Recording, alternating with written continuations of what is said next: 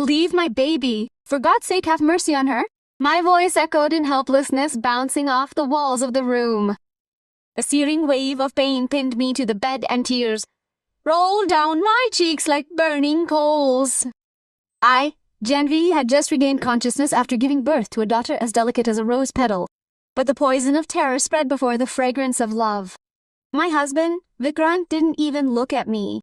He entered the room like a storm. His eyes were like red embers, and the lines of stale anger had deepened on his face. He looked like a prostitute whose desire for a son had turned a human into a monster. I had just given birth to my first daughter.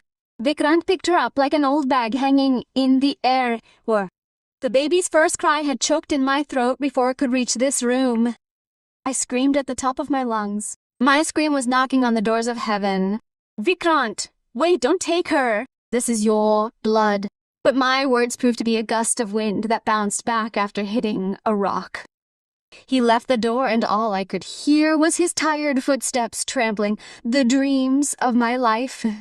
I was burning in a furnace of pain. My soul was in agony, and a stream of blood flowed continuously from my heart. I kept staring at the door of the room in the government hospital in Delhi or Banaras where he had left. Each passing moment felt like centuries. I was suspended between fear and uncertainty. Would he really do this? Could a father be so cruel? When he returned empty-handed, I saw my daughter's grave in his cold, contented eyes. There was no remorse, no shame on his face, only a dead peace. He kept crying in agony. My tears pierced the silence of the room. But his stone-like heart showed no mercy. He sat on the bed like a corpse as if nothing had happened. The greatest sorrow of my life, my daughter's wanderings and their consequences, was buried forever within me that night, and I became a walking corpse. The birth of my son, the feigned joy and the pain within, 3 years passed, like a dark tunnel. I had lived these 3 years with Vikrant's hatred and the emptiness within me. Then, by God's grace, I gave birth to a son. The house was festive, as if Holi and Diwali had come together. The beats of the dholak, the auspicious songs of the women, and the aroma of sweets filled the atmosphere with joy. Everyone was happy. Everyone was congratulating me. But the weather inside me remained dull. I yearned for my lost daughter. The moment I saw my son's face, the rosy face of my little angel would flash before my eyes, stabbing my heart. Vikrant's joy bordered on madness. He spent all his earnings, his savings even, selling parts of his farmland on a son he named Amar. This wasn't just an expense, it was atonement for his sins, which he wanted to do by killing his daughter. He considered him his future king and the shining star of his family. The birth of a son was a reward for him, and the birth of a daughter, Jamar, was the reward for his cruelty. Samar's youth and his father's fate continued to fluctuate, leaving the fate to be decided by time. Samar grew up. Vikrant's pride and pampering paid off, and Vikrant's hard work and spending paid off, and Samar became a senior government official, an IAS officer, AST officer. Vikrant's heart swelled with pride. Now everyone envied Vikrant's luck. Samar had chosen a marriage of his own choice, a love marriage, and under the influence of a woman, Zara, who had recognized Samar's poor upbringing and cruelty, she threw us out of the house. Out of the house! This was the bitter end of the birth of a son. Vikrant, blinded by his son's pampering, was now reaping the consequences of his cruel actions. My ailing husband and I were left on the street. Driven by hunger, we began begging. Vikrant, who had spent millions on his son, was now yearning for 2 square meals a day. This scene was the final act of karma's play. We were sitting on the roadside when a luxurious car pulled up in front of us and stopped with a sharp brake. My heart skipped a beat. A young girl emerged from inside, her face resembling mine. The innocence on her face, the depth of her eyes, the smile on her lips, all imaginable. I stared at her in amazement. Had fate opened its doors? The midwife in Vikrant's first blow. A small miracle. I had just welcomed a daughter into this world and was feeling extremely weak. I heard Vikrant's voice from outside. He was displaying extreme impatience. Midwife Radhamasi immediately took the baby in her arms and started to leave. The midwife's face showed the professional satisfaction she felt after a successful delivery. But I immediately stopped her. My heart was racing. "What's the matter, Janhavi? Won't you show your child to your husband?" The midwife asked with surprise and a hint of anger. But my heart didn't want her to show this baby to my husband. I knew Vikrant's terrible promises. He had threatened me many times that he wanted a son. He wouldn't accept a daughter under any circumstances. The fear within me hissed like a poisonous snake. "Auntie, he'll kill this baby," I told the midwife with tears of helplessness. There was such truth and pain in my voice that even the midwife froze for a moment. Radamasi smiled and nodded, as if aware of mother's fear. All fathers do the same. They threaten to kill their children before they are born. He squeezed my hand in comfort. But you know, when that same child is placed in his lap, he doesn't even let the warm breeze touch his own. The midwife offered me emotional support. "Don't worry, everything will be fine. Let me see you." With that, the midwife boldly opened the door. My heart trembled like a leaf, fearing the approaching storm. I lay there praying that Vikrant would forget everything he had said. But what happened was something I hadn't even imagined. First, Vikrant asked the midwife clearly, "Son or daughter?" His tone was full of anxiety and determination. "Vikrant's son or daughter? Both are the coolness of a father's eyes." The midwife's tone was sweet and powerful. Look how lovely your daughter is." When the midwife tried to place my baby in Vikrant's lap, I wanted to stop her right then and there. But I remained crushed under the weight of weakness. Smiling, Vikrant took our daughter in his arms and began to caress her. For a moment, I couldn't believe my eyes. Was Vikrant really kissing his daughter's forehead? There was a genuine wave of love on his face, which for a second made me doubt Vikrant's intentions. The midwife looked at me smilingly and started leaving the room when my husband took money from his pocket and handed it to her. She blessed him and left. I still couldn't get over the magic of that moment. When my husband held my daughter with such love. The love that only existed in dreams. That horrific night, that cruel arrangement.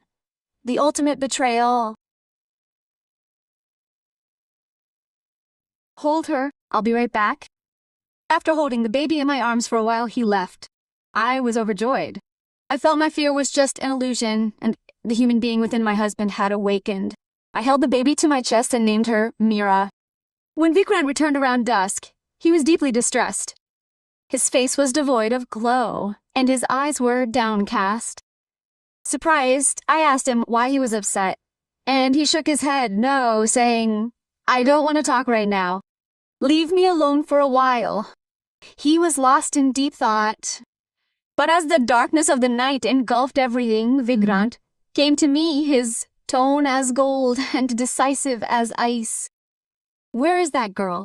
I told you not to have a daughter." There was no mercy in his voice. He was the same prostitute I'd seen before entering the room. "Now whatever happens to this girl, you'll be responsible for it yourself." These words hit my heart like a hammer. I tried to stop him, to plead, but my husband locked me in the room and left the house with the girl. I screamed, cried, and banged on the door, but he didn't hear a single word. This was the final and fatal blow of Vikrant's cruelty. When the door opened after a long time, I was sitting in a corner, silently shedding tears. My motherly love had been murdered. "Stop crying and get up and arrange for food. I've been hungry since morning," Vikrant ordered. I looked at my husband with helplessness and hatred, but he wasn't even slightly affected. He was lying on the cot smoking a cigarette as if he'd just returned from some great feat. What would I have done but die? These words echoed in my mind. I had to do whatever my husband said. I didn't have parents, so where would I go? I had nowhere else to go but home. So, suppressing my motherly love, I began to arrange for food. After that day, Vikrant became extremely busy with his life, but the love for him had completely vanished from my heart. I had become a body devoid of soul. Samar's birth and the gift of a bracelet, reward for sin. Exactly 5 months later, I became pregnant again. But this time, I felt no joy. My heart had become hard and empty. Vikrant, however, was overjoyed. He even brought me a sacred medicine, promising to take it to ensure the birth of a boy. I filled my hands with it, but I didn't take the medicine even for a single day. I didn't care. But by God's grace, this time my son Samar was truly born. Vikrant was overjoyed to hear this news. His wish for a son had been fulfilled. Once again, he left the house after seeing his son. This time, I felt nothing. Was he going to keep the child or throw it away? Whatever he did, all my feelings had died long ago. So it didn't matter to me in the slightest. If I could tolerate a piece of my life being taken away from me, what right could another person have? I had become a wax doll, unfazed even by fire. But this time when he returned, he wasn't upset. Instead, he brought me 2 gold bracelets, a confession of his crime, and my reward. This gift was a bribe to keep me quiet. I wore them like shackles without any joy. The very next day, Vikrant had organized a yagna, fire sacrifice, and a grand feast for his son, the entire village. I don't know where he was getting all this money. I didn't ask, nor did he tell me. I was like a dead soul, a trust, devoid of emotions. Whenever I loved my son Samar, I would see the reflection of that pink doll, my daughter, whom I had thought was named Mira. Would anyone love her like that? Would she be cared for like that? The thought of this would truly fill my heart, and I didn't love Samar either. My love for my son had been drowned in my daughter's grief. My indifference and madness invaded. A cry of love. Vikrant soon realized my indifference to Samar. One day he asked me irritably, "Why don't you take care of the child?" I asked him bluntly, "Have I ever asked you where you left my daughter?" He fell silent at my words. His face turned pale. After that day, Vikrant never asked me that question again. However, he did hire an old nanny to care for Samar, which didn't bother me in the slightest. It's my fault he should take the child away too, because my heart had died long ago. It was just a body that seemed to move. Samar was 10 months old when I had my first seizure. We had laid down for bed that night. When he started crying, Vikrant told me to get up and check on the child. He'd been crying for so long. I quietly got up, calmed him down, and put him back in the cradle. He's so lucky. Ever since he came, our house has been filled with wealth, Vikrant said, smiling at me. There was a sense of relief and comfort in his voice. I don't know what happened. It felt like a surge of blood surged into my eyes. Vikrant's unrequited relief brought out my suppressed pride. After that, all I remembered was me, clutching the collar of Vikrant's shirt in both hands, repeating the same thing over and over. "Where have you left my daughter? You cruel man, I will kill you. I've lost my sleep because of you. You'll see, I'll kill this child too." The crazy maternal instinct within me was awakened. Then a fine needle pricked me and I fainted. I woke again in the morning. Neither Vikrant nor Samar were in the room. I went out and found the old nanny feeding Samar. I tried to grab my child back, but the nanny held me back and said, "Sir, I'll take care of him from now on. You're having seizures, so don't harm this child too." Hearing this, I involuntarily laughed. But I returned to my room. I felt as if I had gone mad, or perhaps the world had gone mad. Rohini's arrival and my peace, a new reality. After that, life continued to flow in the same way. I had become a sad bird confined to my room. I had no idea when Vikrant would come home, or when he would leave. Yes, after some time, he had remarried, and when I found out, I felt no sadness at all. My heart had become a desert. Then he even brought home this new bride, Rohini. That didn't affect me either. He says no sorrow in the world is greater than the sorrow of a child. So while I had already witnessed my daughter's sorrow, these small sorrows were nothing compared to mine. Rohini felt as if she had conquered some fortress by my coming home. She was proud of herself. It had been 2 days since she'd been home, but I hadn't even tried to talk to her once. On the 3rd day, she came to me herself and said sarcastically, "It seems you're already grieving your husband's second marriage." She still hasn't been able to digest this tragedy. Her tone was triumphant. I looked her in the eye and said, "For your knowledge, the person you call husband, I don't even consider him human. And yes, take this medicine box with you when you leave, because he's told me all the best things about his youth."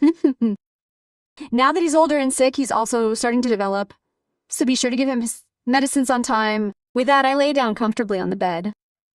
She was deeply shocked by my words, so she stomped away. That night, I slept very peacefully. I felt incredibly light. A wave of freedom ran through me. That night, my mirror also appeared in my dreams. She seemed happy. I realized that perhaps my child was in good hands, so my restless heart found peace. That was the first and last time Mira appeared in my dreams. Vikrant's defeat and my silence, forgiveness or karma. Nearly 2 years passed, and Vikrant divorced his second wife as well. Rohini couldn't tolerate Vikrant's harshness and cruelty. I didn't ask why, but I knew that no human being could live with this monster. After divorcing him, one night a feeling arose and I woke up to find Vikrant crying, holding my feet, There was deep regret in his voice. I turned my back. His grip on my legs tightened even more than before. Janvi, forgive me. I've wronged you a lot. His head hung in shame. I even remarried to find peace. I could deny your caste, but that wasn't to be. He had given up. I remained silent and he continued talking. After a while, he turned and lay down.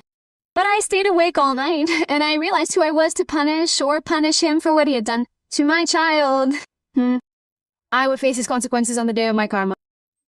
But what would I say if he grabbed me by the neck and asked what I had done to him? The thought of this filled me with immense fear. This fear softened my heart. The very next day, I fired the nanny and started focusing on Vikrant. Life was at peace again. On the other hand, I had also taught my daughter the lesson of peace. Because those who leave don't stop with them. Life has to move on. Samar's actions and the decision to marry. The roots of evil and life continued to flow in this way. Vikrant kept Samar with him. Samar also became interested in his work. Vikrant involved Samar in his evil deeds. As he grew up, I began to worry about his marriage. One day, Samar returned home with blood on his clothes. I was frightened. I asked him, "Are you hurt anywhere?" But he was very calm. He shook his head and said, "Mama, I can't get hurt. I can handle it." There was an unusual confidence and boldness in his voice. I fell silent because he was very short-tempered. A week later, he gave his father an address and said, "I want to get married here and bring my proposal." We had already decided that we would marry him wherever he asked. The very next day, we got ready and went to that house with Samar's proposal. At first, the family members were very surprised to see us. Then Samar's mother, Seema Devi, took me into a room and asked, "Do you know? My daughter's fiancé, Hart, passed away just a week ago." I felt very sad to hear this. I was also angry at myself for what he must have gone through when I went to propose for his daughter. Samar's blood-soaked shirt flashed through my mind. I apologized, and the woman hugged me and burst into tears. "Sister, you know, my daughter loved him very much. Now when he agreed to marry me, all this happened. Everyone says he was murdered." I apologized to her and started to leave. Then the woman took me to her daughter, Zara. Zara's eyes were tearing up from tears. Her face showed deep shock. I kissed her and started to leave. Then, in a clear voice, this girl asked, "Will you tell me your son's name? The one for whom you've brought my proposal?" As soon as I mentioned Samar's name, the girl's expression instantly tightened, and her eyes flashed with hatred and anger. Zara's revenge and my heart beat, a silent conspiracy. But the very next day, I received a call from Zara's mother saying she accepted the proposal. I was astonished that just yesterday she had been telling me. How could she have agreed now? I told Samar everything, but he acted as if he hadn't even noticed. "Mom, if they've already confirmed the marriage, what's your problem now? Just get a wedding date from them and get me married as soon as possible." I was stunned by Samar's tone and demeanor. His attitude was utterly irresponsible and stubborn. Secondly, I couldn't understand how they had agreed so quickly. They hadn't asked about my child's family or education, nor about his property. It seemed as if something terribly wrong was about to happen, or was already happening. A silent conspiracy was gnawing at the very heart. Well, The wedding date was finalized. He also said he wouldn't have a simple wedding and wouldn't give the bride any gifts. But the idea of not having a simple wedding was completely lost on me. The excessive preparations and ostentation hinted at something bigger. The night before the haldi and mehendi ceremony, I sat Samar down with me and we talked. I told him to think again, to which he smiled and said, "Mom, I've thought as much as I could. I've done a lot for Zara. Now that she's in my possession, I can't let her go so easily."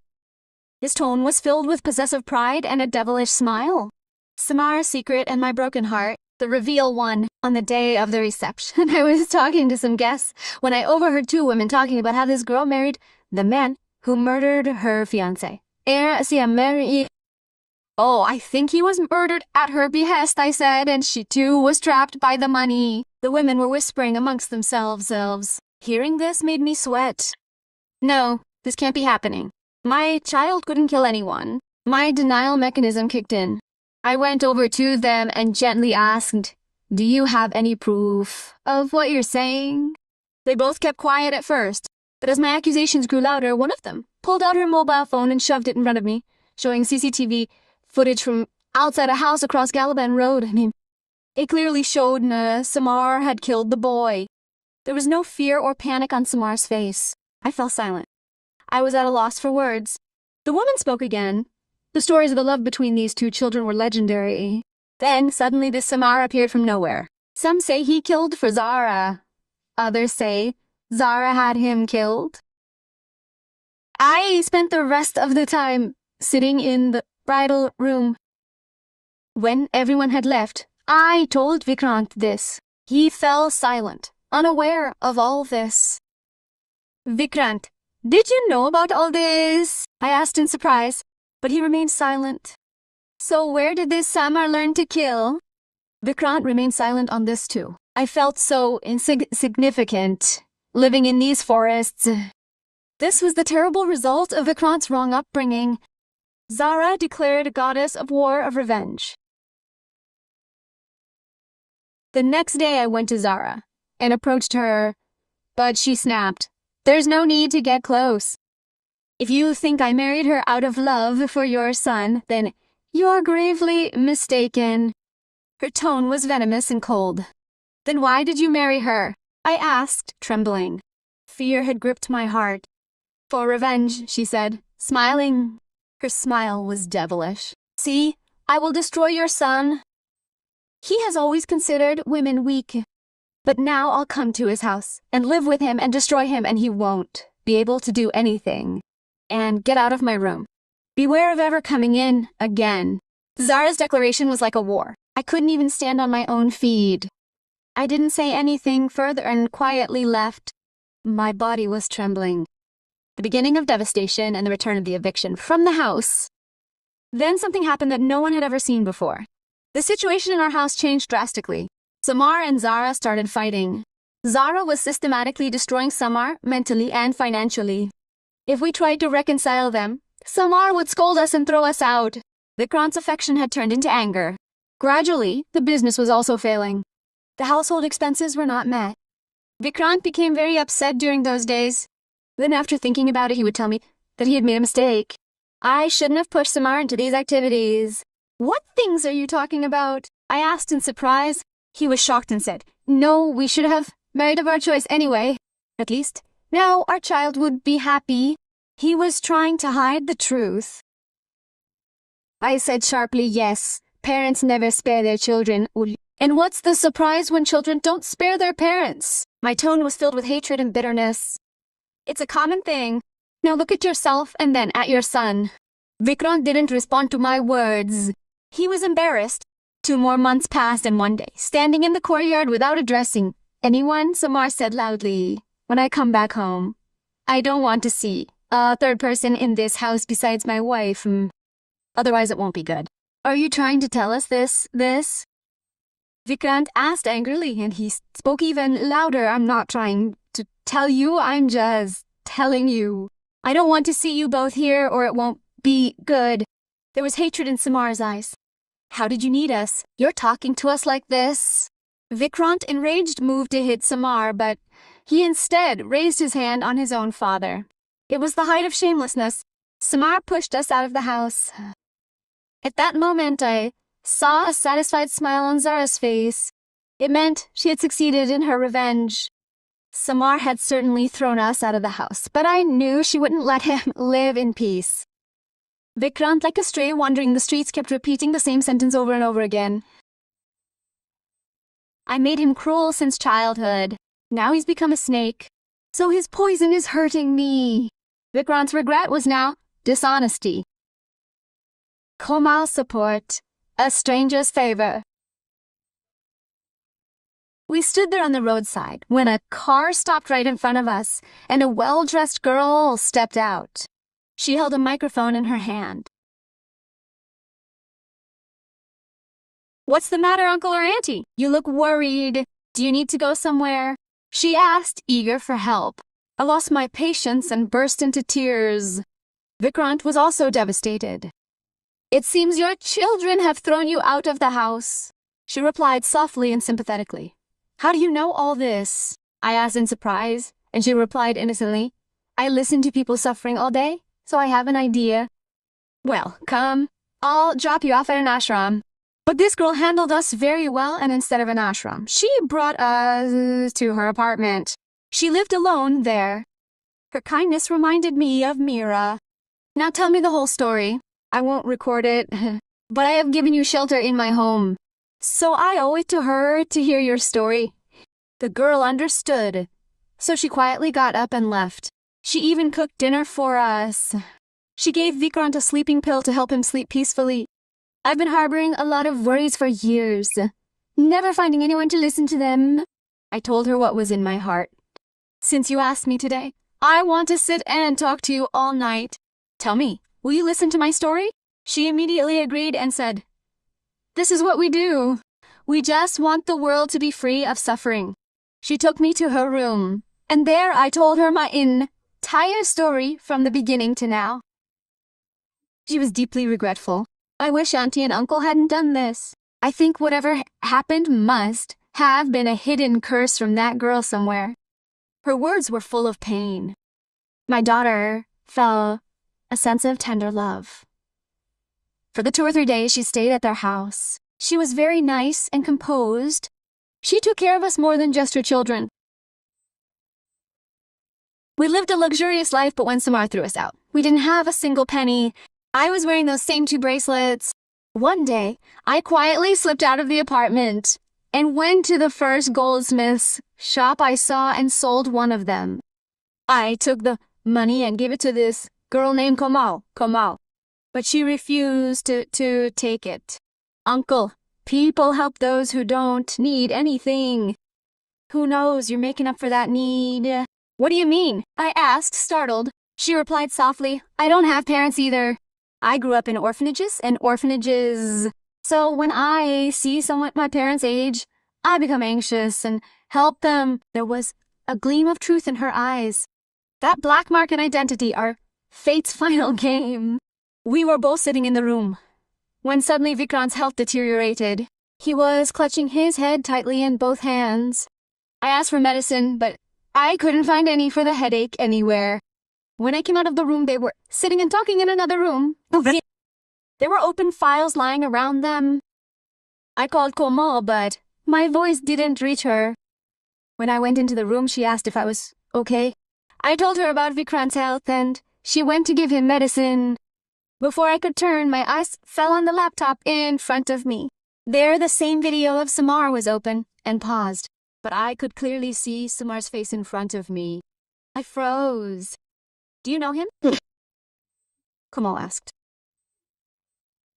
"Yes, how could I not know? He's my son, but he's caused us so much pain. Oh my God, we're following his case." Komal was a journalist or investigator. "Will you help us? Your son is a serial killer. He takes people's lives. That's why in this video he's killing his wife's fiancé with such ease." There was a true rigor in his eyes. "Tell me, did you ever doubt your son?" She kept asking, but I couldn't hear anything. The curtains of my heart were opening.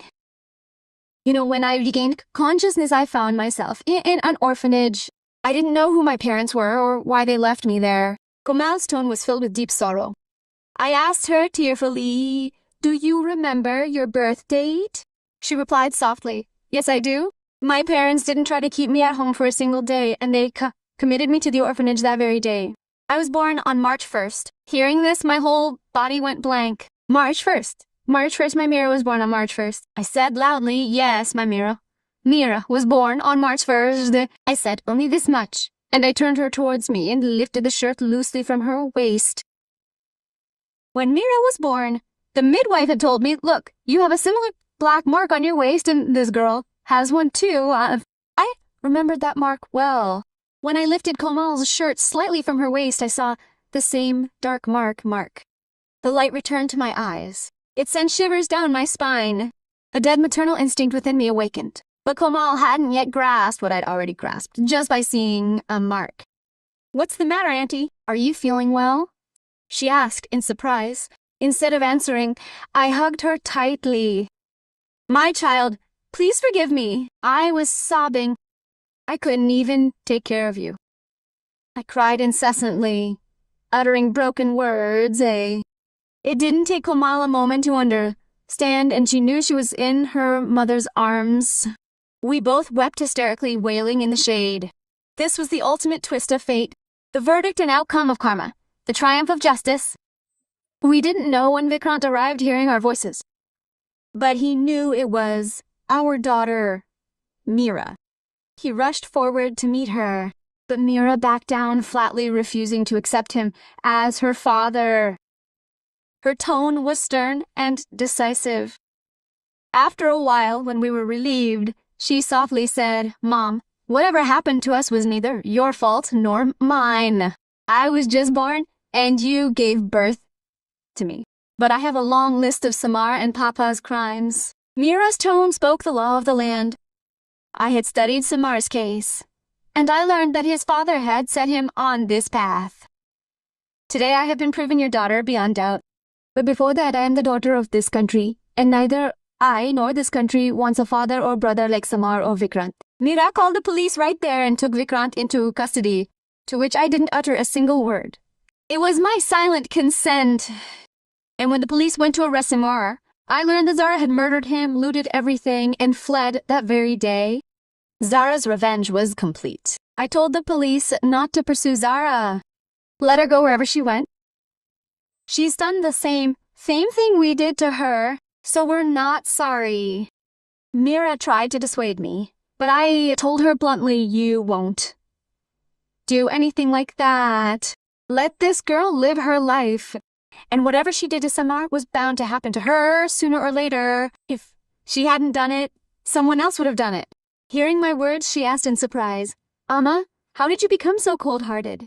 I didn't answer her, but I knew how this father and son had warmed my heart every moment. Mira gave my mother a new lease on life, and I watched society take account of her crimes. It was an endless story of karma's judgment,